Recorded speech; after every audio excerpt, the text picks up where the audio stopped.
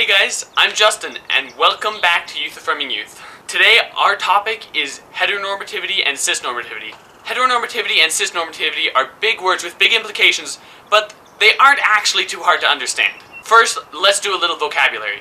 As I asked some people around me, most people didn't understand what these words meant. So let's start from the beginning. Sex and gender are two different things. Sex is the genitalia you have.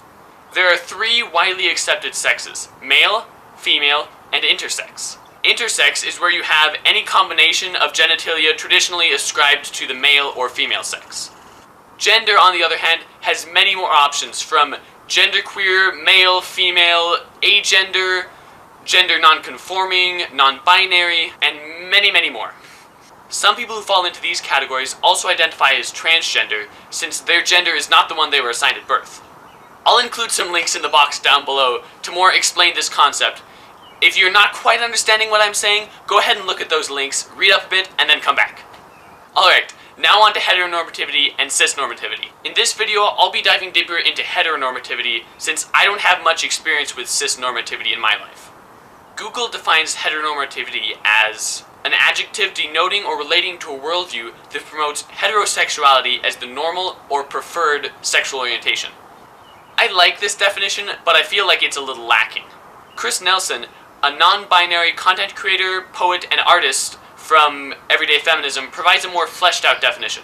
They say heteronormativity is a system that works to normalize behaviors and societal expectations that are tied to the presumption of heterosexuality and adherence to a strict gender binary.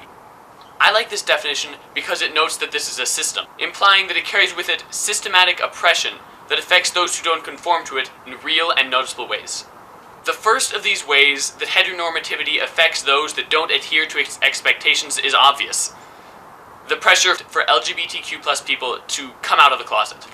These expectations even seem to continue after an LGBTQ+ person comes out. I've heard countless stories of people who, even after coming out, keep having their significant other referred to as their brother or close friend. And this doesn't even take into account the overt homophobia that is so rampant in some places.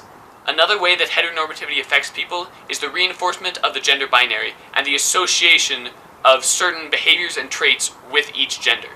The gender binary is the assumption that there are only two genders, male and female, and the accompanying classification of behaviors and traits with those genders. Those who don't fit these rigid expectations are often ridiculed, or even in danger, and I'll put the links for that down in the box below. That's heteronormativity. Lastly, heteronormativity tells LGBTQ+ people that they need to be like straight people to be accepted in society. This is what gives rise to the question, who's the man? When both people in the relationship obviously don't identify as a man. Heteronormativity is the social pressure that dictates that everyone needs to fit into the strict structuring of one man, one woman, even if they don't fit at all. These questions can also reveal and reinforce the idea that masculinity is powerful and dominant, while femininity is fragile and submissive. In a world where these two things, heteronormativity and cisnormativity, can seem to run rampant, it's ever more important to just be yourself. No one else gets to decide who you are or how you identify. Despite social pressures, you can be who you want to be. Some oppressions may make it hard, but your fighting will make it easier for those who come after you. For those watching who aren't LGBTQ+, notice the heteronormativity and cisnormativity around you and put a stop to it. Even if it doesn't affect you personally, your actions may help make a closeted person feel more comfortable around you, and it will certainly make it easier to just simply exist as an LGBTQ+ person. Together, we can make the world a better place. But first, we've got to start recognizing and dismantling the everyday oppression that permeates our lives. Thanks for watching. That's all I have for you this week. Make sure, if you like the video, to click like and subscribe, and perhaps share us on Facebook. Next month, I'll also be making a video. Look for me on the second Wednesday of each month. I'll see you later. And as always, don't forget to love. Bye.